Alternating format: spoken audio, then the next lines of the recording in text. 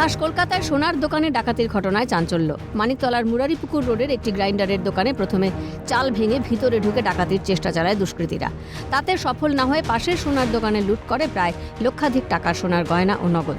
মঙ্গলবার পাশের দোকানের মালিক দোকান খুলতে এসে দেখেন তার দোকানের চাল অর্ধেক ভাঙা। সন্দেহ হওয়ায় তিনি পাশের সোনার দোকানদারকে ফোন করেন। সোনার দোকান খুলে দেখা যায় দোকান লণ্ডভণ্ড।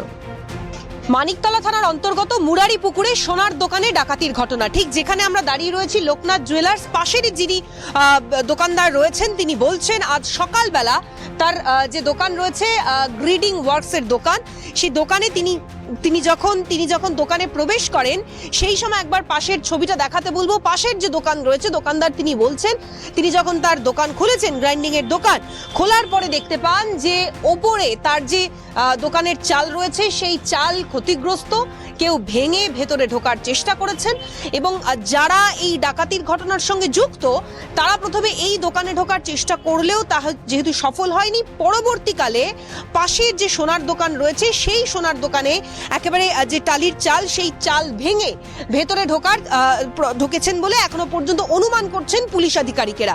এবং পাশের যিনি দোকানদার তিনি বলছেন তারপরেই খবর দেওয়া হয় এই লোকনাথ জুয়েলার্সের যিনি কর্ণধার রয়েছেন স্বপন দাস তাকে।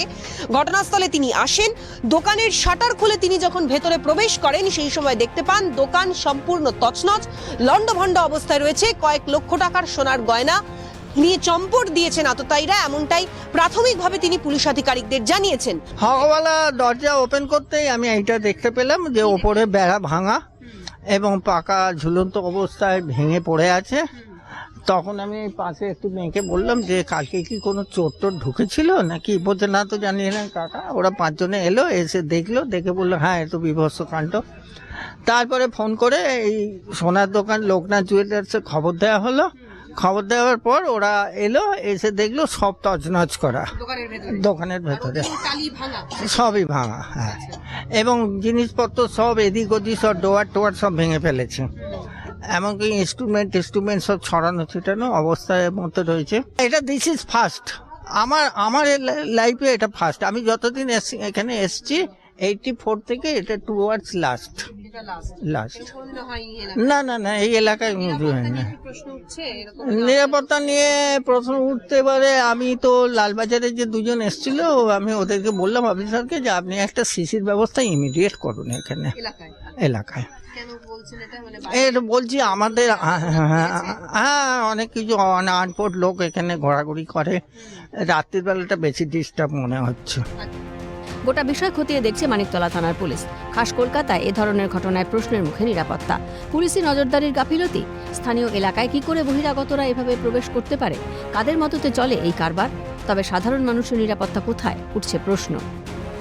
মানিকতলা থানার পুলিশ আধিকারিকেরা আপাততভাবে দোকান থেকে একাধিক তথ্য প্রমাণ সংগ্রহ করেছেন। যার দোকান তাকেও জিজ্ঞাসাবাদ করা হচ্ছে এবং এখানকার যারা বাসিন্দারা রয়েছেন বা বাইরের যারা দোকানদাররা রয়েছেন তারা বলছেন যে রাত্রিবেলা বাইরের লোকজনদের আনাগোনা বাড়ে, তাতে নিরাপত্তা নিয়ে প্রশ্ন উঠছে এলাকার।